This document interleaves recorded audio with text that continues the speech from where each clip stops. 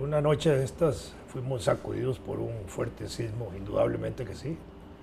6.5 y alguien dijo 6.9, pero parece que es 6.5, 6.6, no importaría ya porque es superior a 6, que lo hace más allá de un temblor normal y corriente. Pero hay algo interesante en eso, porque cuando se producen temblores, llamémoslos temblores, de magnitud 6 para arriba, en otros países son verdaderos terremotos. Sí, sí, claro. Y aquí no, aquí llegamos 6.5, 6.6, casi 7, y no se produce el terremoto que provoca destrucción material, física de edificios y de casas y de todo en la forma que sucede en otros países. Justamente en relación a este evento que sucedió una noche de estas, ese mismo día o el día anterior habían sucedido el terremoto de Irán y en Asia también había habido otro con cientos de muertos y una destrucción material impresionante. Y nosotros, dichosamente, no, pero esto yo creo que responde a una previsión que empezó a hacerse del siglo XIX. Porque Braulio Carrillo, allá por 1835, con unos temblores muy fuertes que hubo, digamos los terremotos de su época, ordenó que las casas de bareque y de adobe se construyeran con columnas y con, ¿cómo se llaman los? Vigas. Las vigas, ¿verdad? Ya eso le daba más solidez. Después, con el terremoto de Cartago, 1910, se prohibió la construcción de adobe y bareque en Costa Rica. Y el de Cartago fue de 6.7. Bueno, por eso. Pero, por eso. Bueno, pero es que Cartago destruyó la ciudad.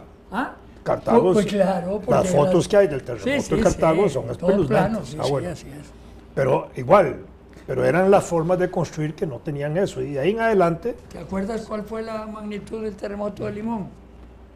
8.2. Sí, bueno, pero digamos, a partir de allí... Bueno, pero es que el de Limón además levantó el lecho. El lecho marino 1,10 m, algo así. Sí, una barbaridad. Lo que en términos históricos hubiera significado que ese levantamiento, de acuerdo a cómo va subiendo el territorio costarricense, hubiera sido algo así como de 200 años. Por los milímetros que va subiendo por año, claro. Pero ahí se subió en segundos o un minuto, se subió 1,5 metros y dejó descubierto los corales y dejó descubierto un montón de cosas. Corrió obviamente el lecho de playa, ¿verdad? Sí. Lo hizo más largo. Pero, digamos, yo creo que aquí hay, digamos, esa tradición que hizo que de temprano hace 150 y pico de años o más, se tomaran medidas muy importantes en la construcción y el Estado jugar un papel importante. Todavía hasta antes de la elaboración del código sísmico actual, que es el moderno que tenemos, no se permitía en Costa Rica hacer edificios mayores del tamaño del Instituto de Seguros y del Banco Nacional, que ya en ese momento habían sido como el tope de las construcciones, y ya frente a eso dijeron no más altos de esos, pero después se viene la modificación del código sísmico y se han hecho unas técnicas de construcción aquí y de controles de construcción, y existe el LANAME de la Universidad de Costa Rica, que es un centro súper experimentado y súper tecnológico y de mucha confianza pública para poder asegurar que hoy hay edificios aquí de 28 pisos y ya hay en posibilidad de construir hasta de 30 y pico de pisos. Yo creo que esta es una cosa muy importante, es decir, que frente a esto, los daños materiales que se provocaron en este último temblor nocturno no se han visto todavía. Yo creo que en estos días ya aparecen las primeras fotos y eso en algunas regiones donde fue el epicentro, ahí en Jacó y eso. Pero digamos, aquí en el Valle Central y eso, no hubo daños aparte de un edificio que se dice que tuvo significadas rupturas en un cuarto piso, uno de los moles ahí en San Pedro. Eso fue. Sí, bueno, el molde de San Pedro. Pero por dentro, no por fuera. Sí. Entonces uno dice, bueno, dichosamente aquí hay buena capacidad hoy ingenieril, arquitectónica, de controles públicos, de calidad de materiales para el uso y el empleo en ese tipo de construcciones gigantes. Yo creo que eso es muy importante y que da mucha confianza pública. Yo creo que es una cosa importante. En este terremoto que hubo, 3 muertos que fueron de susto.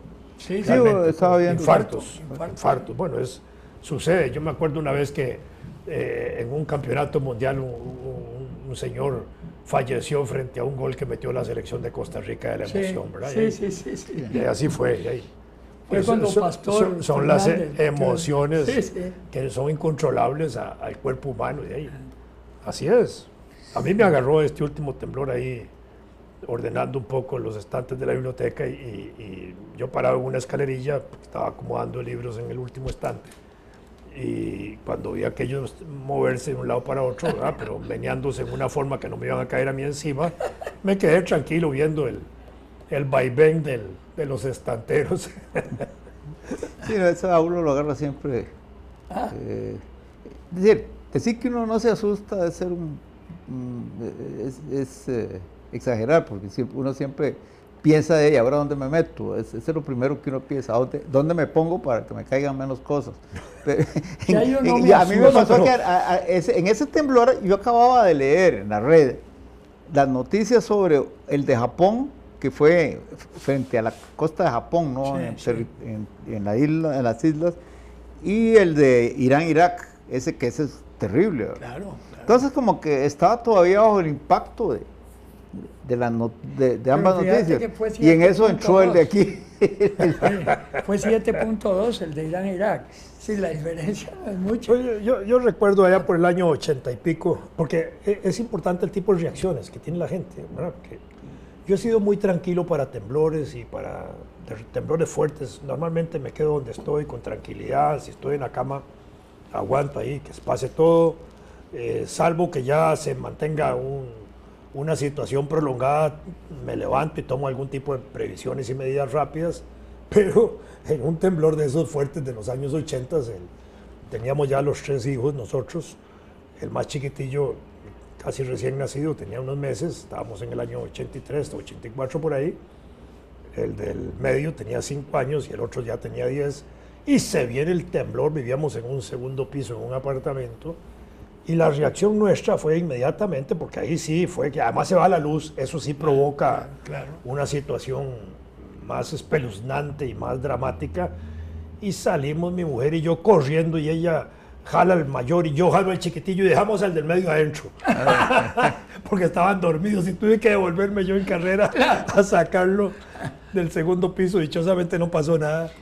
Pero son reacciones, sí, al final uno no tiene todos los elementos. Yo lo primero que hago es como despejar, ver inmediatamente que a la hora del temblor, siempre soy cuidadoso en eso, que en la noche antes de acostarme veo que todo el camino a las puertas esté despejado de objetos con los cuales uno pueda tropezarse. Eso es lo más importante. Sí, claro. Y cuando hay nietillos y eso, que haya juguetes o cosas así, como sucedió ayer, porque fue una casa visitada por nietos, entonces yo tenía que limpiar todo el escenario de obstáculos. Eso estaba bien. Inmediatamente después del temblor puse los focos donde debían estar, porque en ese momento, como los chiquitos los habían estado jugando, estaban desubicados, entonces un foco en el cuarto, y ese tipo de cosas, como para tomar previsiones de ese tipo, ¿verdad? Porque lo otro ya es al azar, y si el temblor es tan fuerte que bota todo, no hay nada que hacer. Yo no sé, y si ustedes se acuerdan, cuando el terremoto de Limón, que tembló durísimo en San José, pero durísimo, estaban pasando una entrevista a un norteamericano en Canal 7 o en Canal 6, y entonces se quedó así y dice, está temblando. Le decía ella, sí, pero está muy fuerte. ¡Puta, está fuerte! Ese fue ese señor. El gringo ese, sí, que tenía un programa de televisión. Sí. Pero soltó ¿Cómo era que se cuando se dio cuenta. Ese terremoto de Limón, nosotros, los rieles, mi esposa y yo habíamos estado parqueados sobre la calle del Banco de Costa Rica, ¿verdad? En eso nos movemos, vamos a hacer un mandado porque teníamos que ir a recoger uno de los niños, y el temblor nos agarra exactamente al costado norte del hospital geriátrico, ¿verdad? En eso, yo voy manejando, hay que parar ahí porque está la fila de carros, y en eso oigo un montón de gritos en la calle, ¿verdad? Y veo de un edificio que está hacia mano izquierda, donde estamos casi parados nosotros, un montón de gente saliendo en carrera y gritando, y le digo yo a mi mujer, y ahí, ahí deben de estar matando a alguien, ¿verdad? Porque no hay razón. Bajo yo el vidrio, que lo llevaba bastante, no tapado totalmente, y en eso se me para un chancero en la ventana. El chancero a punto de desmayarse, ¿verdad? Y le digo, ¿y qué pasa? Y me dice, no ve que está temblando. En eso sentí el carro que se movía para todos lados, ¿verdad? Como una lancha. ¿Y no le compraste chance? No. Bueno, damos la vuelta, volvemos a pasar por el Banco de Costa Rica, que tuvimos que pasar por ahí, y justo donde habíamos estado nosotros parqueados, habían caído 2 losas de esas de oscuras, lindas, que tiene el banco afuera, encima ahí del sitio. Todas las del Club Unión. Bueno, sí, yo me acuerdo. Bueno, claro. Si nos hubiéramos quedado ahí, bueno, aplastan el carrito o nos aplastan a nosotros. Mire usted, sí. Lo que es la vida. Sí. Y bueno, dichosamente esas losas cayeron sin que tampoco hubiera carros ahí ni nada, no produjeron daños humanos, pero así es. La carada terrible. Curiosamente, en ese temblor de esta noche no se anunció tsunami ni nada. No, nada. Que siempre advierten de eso. Sí. Bueno, no. Pero curioso, a propósito de las losas que son como en Chapes, ¿verdad? Sí, En son el en banco, Chapes. en el Club Unión, en la Corte. En el Club Unión. Los de la Corte, increíble. Se ve Bueno, que están bien hechos, sí, claro. Sí, indudable.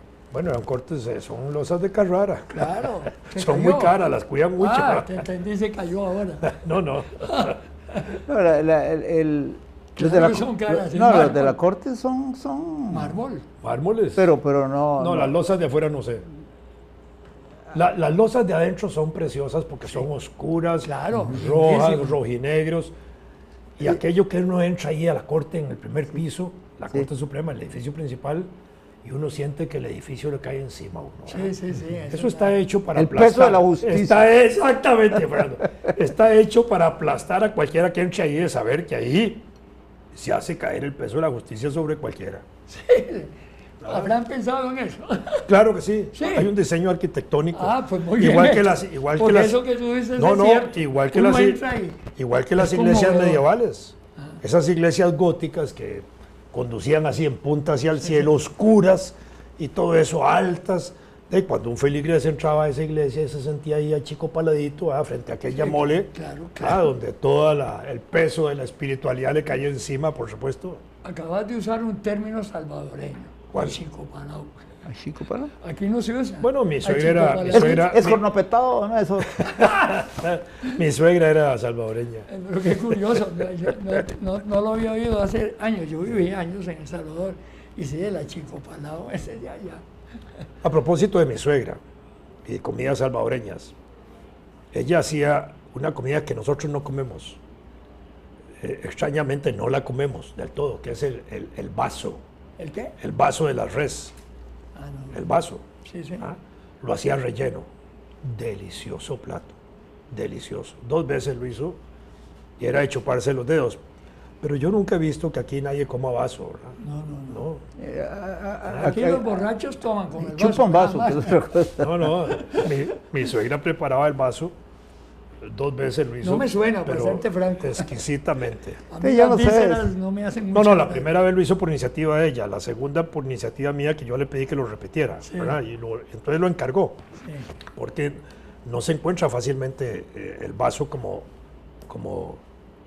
parte de la res para comer. Sí. Así como ahora cuesta mucho encontrar riñones Sí. o sesos, Sí. que también son ricos. Por cierto, No me gusta en nada eso de de. eso. De pronto sirven un poquillo, las vacas no son tan tontas. Son idiotas. No sé, con esa mirada que tienen. Vivos los cerdos, las vacas son estúpidas. ¿No? Sí, esa Esas era van como- al patíbulo con una cara de Por tonta. cierto, el otro día compramos mi señora y yo unos hígados de conejo sí. que venden en supermercados. Deliciosos. Sí. Chiquitillos, deliciosos, eso yo bien lo preparados, recuerdo, deliciosos. En Cuba comíamos Yo nunca había comido. conejos silvestres. En los cañaverales eran muy abundantes. Entonces, cuando estaba en la escuela vocacional, ocasionalmente hacíamos una redada. Teníamos unas trampas. Entonces era fácil. Eran enormes. Y el cocinero de la escuela era era, siempre estaba muy orgulloso de hacer el mejor fricasé de conejo que se puede hacer. Entonces, Fricasé. los despellejábamos y toda la cosa. Y recuerdo el sabor de los hígados de conejo. Por cierto, un día de esto veía yo eso que en la rueda aparece un video curioso. Van en un lugar de Asia, una planicie con una gran vegetación muy abundante. Van dos niños, digamos de tal vez 13, 10 años, no sé si hermanos, ahí van en una moto muy pequeña. Y de pronto paran, dejan la moto acostada y salen corriendo y se meten en la vegetación. Sí, sí. Y empiezan a jalar algo. Y entonces, lo que están jalando es una serpiente gruesísima, grandotota, y la jalan, y la serpiente trata de escaparse, y entre los dos la logran apresar, y con muchos esfuerzos la amarran, y en eso el más chiquitillo sale corriendo y se tira también y saca otra. Y ahí ¿A dónde viste eso? En la rueda. Sí. Pero entonces, la maña que tienen para hacer eso, incluso el tratamiento que le hacen a la serpiente, agarrándola por la cabeza y amarrándola, y la serpiente se le mete, a uno se le arrolla en la pierna y el otro la desenrolla y termina de... Bueno, finalmente, en unos, como en sacos, las meten y se van en la moto. Sí. Y claro, lo que dice el narrador, el tico, que puso el video, pobres, como tienen que buscar la comida. Y ¿por qué pobres? Así se le iba yo a los cañaverales a buscar los conejos. Sí, claro. Porque estaban ahí, la verdad es que... Pero la mala serpiente se come. Claro. Las culebras se comen. No, por eso, esas son de un tamaño tan grande que uno se da cuenta de que dan para comerle algo. Pero, una vez... No, pero curiosamente aquí no hay platos de culebras o de serpientes en los restaurantes. En otros países sí. Fíjate, no, pero una vez... como de lagarto igual. Así el lagarto es. En Luisiana se come el lagarto. Con Guillermo Castro A la Echeverría, carta todos los días si uno quiere. a Fort Gulick, pues le hicieron un homenaje porque él era un Silver Star Medal, ¿verdad? Y entonces estaba el general Bogart, lo recibió con grandes honores y todo. Y me invitó. Yo tenía una amistad entrañable con Memo. Y en la mañana, a mediodía, un almuerzo, comedores que tienen ellos tipo militar, ¿verdad? Empezaron a servir unos bocadillos con un vino que eran cuadraditos, como queso, como carne de cerdo, así. Y qué rico, le digo a Memo. Sí, dice, ¿sabes qué es? Y le digo, ¿por qué? ¿Cómo sabes vos? Me dice, porque yo conozco esto. ¿Qué es? Culebra. ¿Cómo culebra? Sí. La pelan y entonces, ahora me dice, no es venenosa. Por supuesto, es serpiente. Pero riquísimo. Es decir, era como comer, ¿qué te digo? Como comer cerdo. Yo no me acuerdo, yo he probado la carne, no recuerdo porque hace muchos años la probé, pero la vez que la probé varias veces porque donde yo vivía, ahí en la ciudad, restaurante que había, usualmente tenían, pero metían unas lonjitas de carne dentro de una especie de gelatina transparente. Ajá. Y entonces uno compraba eso y ahí comía uno la gelatina y el pedacito de culebra. Ajá. Pero no tengo idea ahorita del sabor de eso, porque es la única vez que lo he comido así. ¿Sabe? Bueno, si la memoria no me falla, yo lo sentía como cerdo, pero como una porción casi como tepezcuintle. Ese era el sabor, el tepezcuintle, excelente. muy rico. Bueno, pero así era el sabor, una cosa excepcionalmente sabrosa. Sí, claro. Y bueno, y eso es serpiente. Nosotros hay muchas cosas que desechamos para comer, ¿verdad? Bueno, es que aquí no hay muchas serpientes. Y finalmente yo creo que todo lo que corre, se arrastra o vuela, es comestible en alguna medida. sí, y si no, claro. Todo animalito vivo es comestible, que lo digan los mexicanos. Sí, sí, claro. una cosa. Con los insectos. Sí, sí, sí. Mira, Hasta cucarachas. Todo. En ¿cómo se llama? La parte aquella, en Ciudad de México, hay una zona, la zona rosa, allá. Los restaurantes, todos sirven toda clase de bichos, chapulines, cucarachas, todo.